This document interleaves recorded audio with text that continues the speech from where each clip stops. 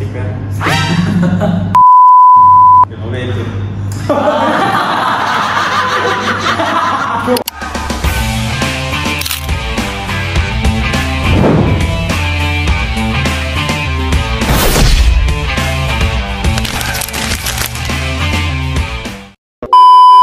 Oke, halo guys, selamat datang di podcast kita, podcast gua, yaitu Robista. Kali ini di sini kita akan ngobrolin tentang kecerdasan emosional. Oke, sebelum kita lanjut ke materinya, sebelum kita ngobrol-ngobrol, perkenalan dulu. Oke. Mas Ridwan dulu. Oke, perkenalkan nama gue Ridwan Maulana. Gue kuliah di Unindra, Universitas Indra Prasta PGRI semester 5. Semester 5 berarti udah bentar lagi akhir. Iya. Kalau lu di? Kalau gue juga sama di Universitas Indra Prasta Unindra, dan sama juga lagi di semester 5. Berarti satu kelas lu pada? Beda. Beda kelas, tapi satu semester. Iya. Satu kampus. Jurusannya lu? Sama bimbingan konseling. Jurusannya sama, kelasnya beda. Kelasnya beda berarti ya? Iya. Oke. Sebelum gue lanjut ke pertanyaan yang lebih mendalam, gue mau ngasih pertanyaan dasar dulu nih tentang kecerdasan emosional. Menurut lu, apa sih kecerdasan emosional itu bagi lu? Menurut gue nih tentang kecerdasan emosional itu, pengetahuan gue aja nih ya, yang gue baca-baca di website itu. Kecerdasan emosional itu adalah kemampuan kita untuk memahami, mengenali, dan juga mempengaruhi emosi, baik pada diri kita sendiri ataupun orang lain. Nah, jadi bukan cuma soal bisa mengendalikan emosi doang, tapi juga bagaimana kita merespon emosi orang lain juga gitu. Itu sih pengetahuan. Jadi dalam berhubungan gitu ya, masuk juga. Ya bisa jadi. Jadi kayak komponen kecerdasan emosional ini kayak misalnya kesadaran diri, pengelolaan diri, motivasi diri, serta empati gitu, keterampilan sosial. Jadi pentingnya kecerdasan emosional ini dalam kehidupan sehari-hari kita untuk membangun hubungan yang lebih membangun hubungan yang lebih sehat dan kuat. Biar komunikasi baik juga ya. Ya. Terus kalau dalam pendidikan itu buat siswa itu untuk mengelola emosi saat belajar, misalnya meningkatkan motivasi mencapai prestasi. Kemudian kalau dalam karir, memperkuat keterampilan kepemimpinan dan mendorong efektivitas dalam komunikasi dan penyelesaian konflik gitu. Kalau di lingkungan mahasiswa nih, biar lu pada apa contoh, misal kan banyak nih sekarang mahasiswa yang dia merasa depresi itu kan kurang berguna karena tugas-tugas lah, apalah, tekanan dari keluarga atau biaya.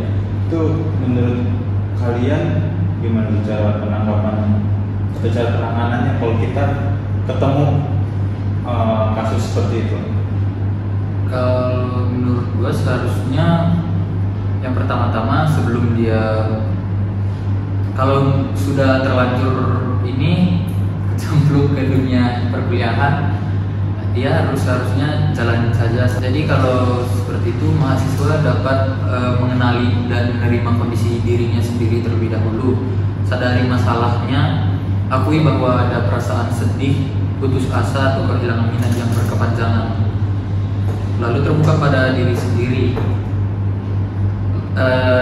Atau misalnya dapat mencari dukungan sosial, misalnya kepada keluarga, teman, begitu. Berarti orang-orang yang mengalami depresi ini penting banget ya dia punya seseorang atau teman buat teman curhat dia, Iya. untuk mengungkapin semua masalah yang dia alami berarti ya.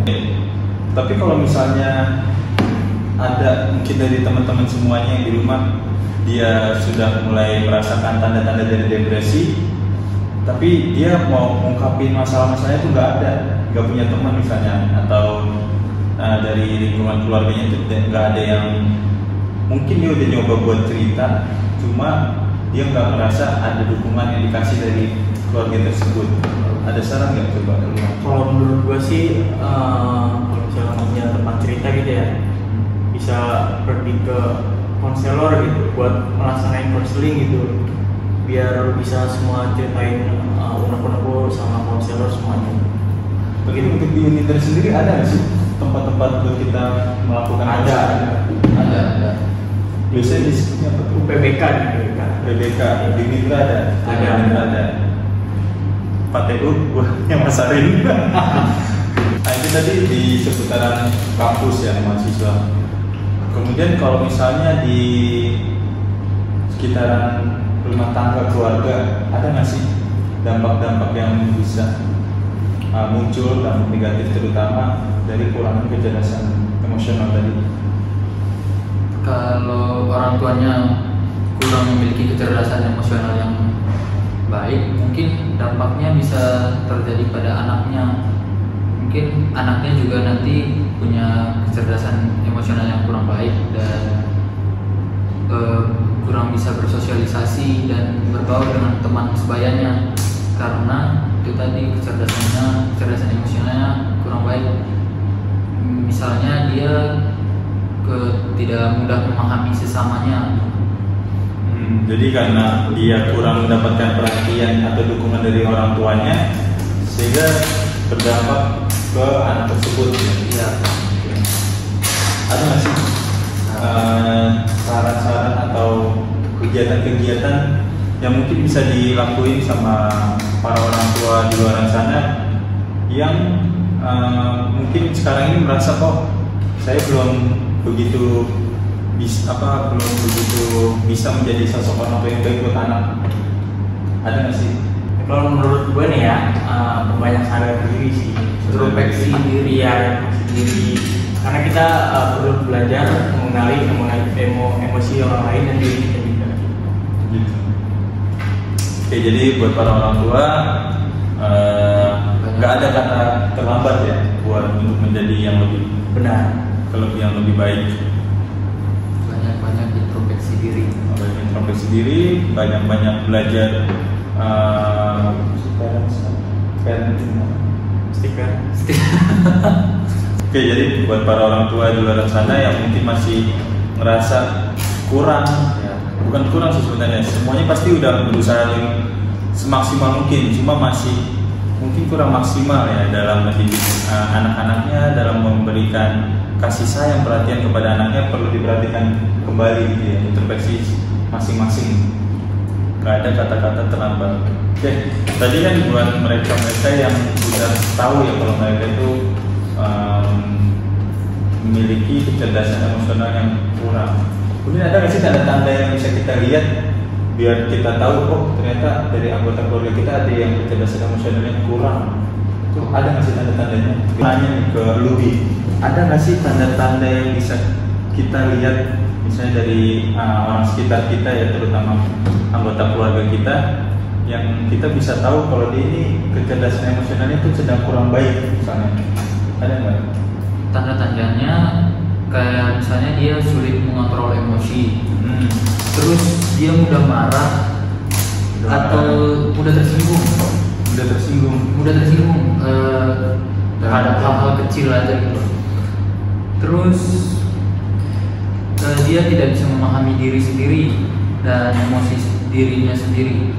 Jadi kalau kita lihat kok lagi bercanda, misalnya bagi kita nih bercanda terus dia sedikit sensi, langsung tersinggung. Itu terus atau murung, ya. Nah itu berarti itu salah satu contoh kecerdasan emosionalnya kurang baik.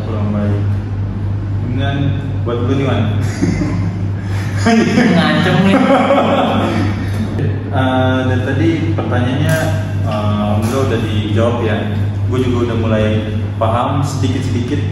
Mungkin penonton juga ada yang lebih paham mengenai kecerdasan emosional. Kalau gue boleh tahu nih, lu belajar dari mana sih?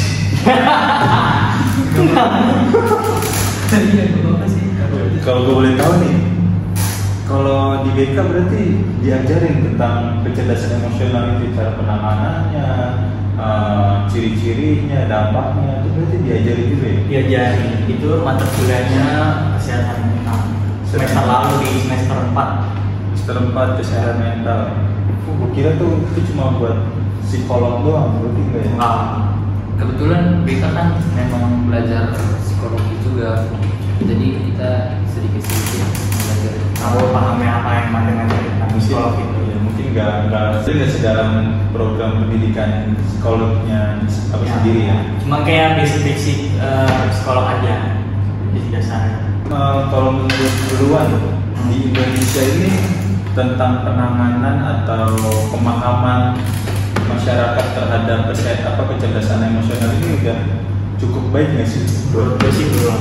Apa gitu yang bisa menjadikan lu mengatakan bahwa masyarakat di Indonesia ini masih kurang pemahaman terhadap kecerdasan emosional? Karena berita-berita yang beredar di sosial media itu rata-rata masih banyak yang berkelahi emosi. Kita temui gitu ya, kita temui di sosial media. Karena yang kita temui di sosial media itu masih banyak orang-orang yang berkelahi gitu, yang emosional. Kadang kayak kasus di klakson aja dia emosi, dia marah gitu. Jadi perindapan ya? Iya benar. Jadi kecerdasan perindapan daripada di Indonesia. Iya, Mereka di klakson juga nggak emosi. Ya nggak juga. Dan Mungkin itu udah budaya sama. Oh. Kita mikirin Indonesia aja, bikin orang lain. Oke, siap. Berarti masih kurang pemahaman, Kurang edukasi lah. kurang edukasi.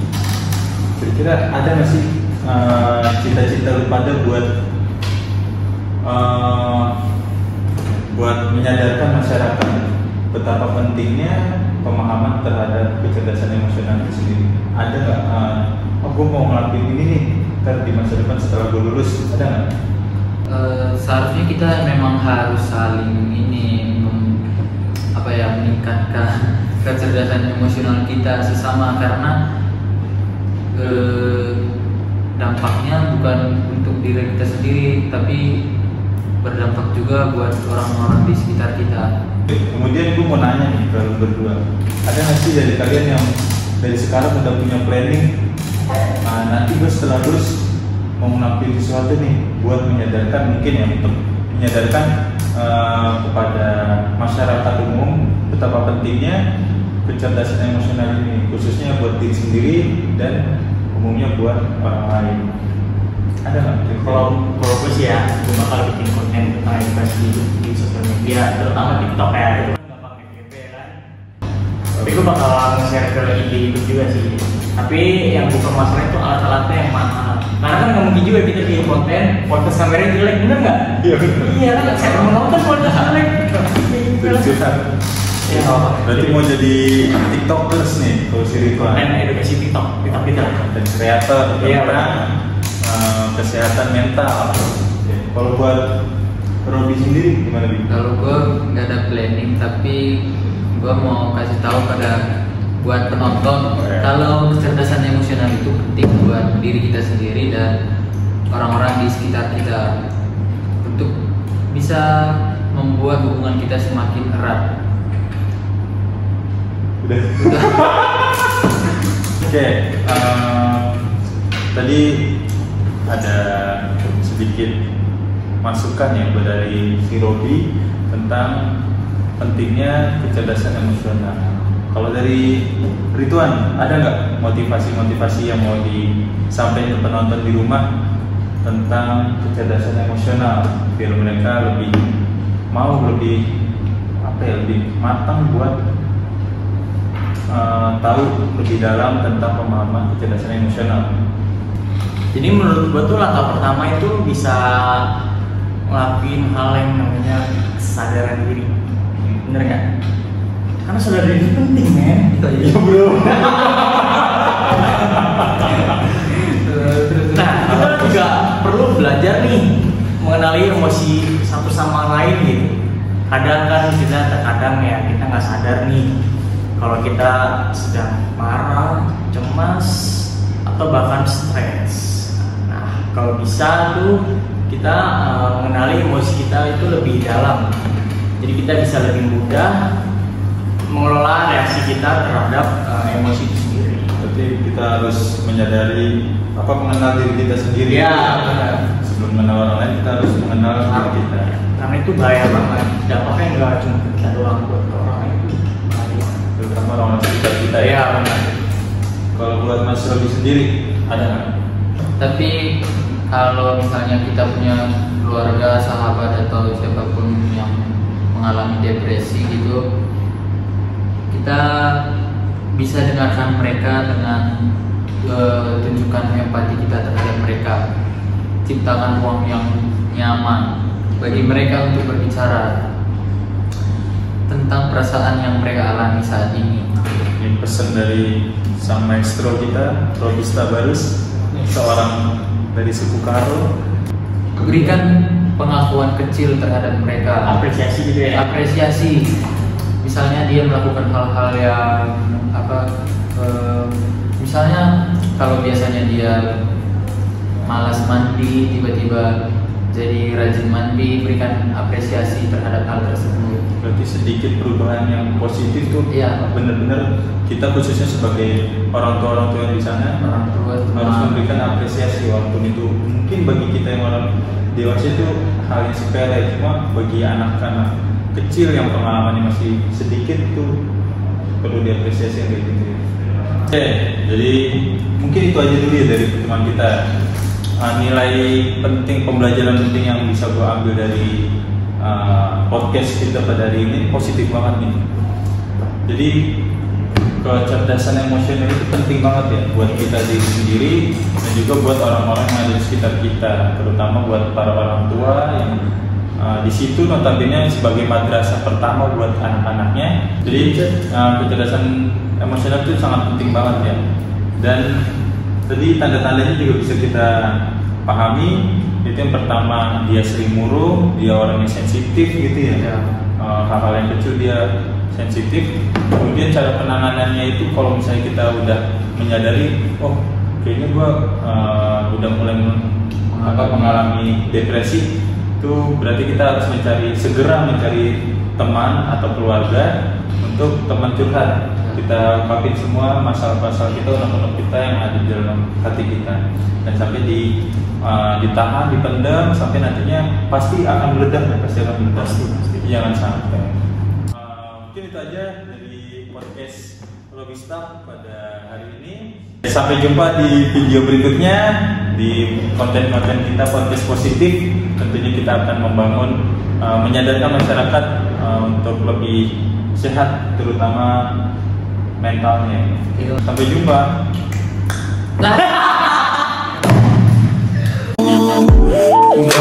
So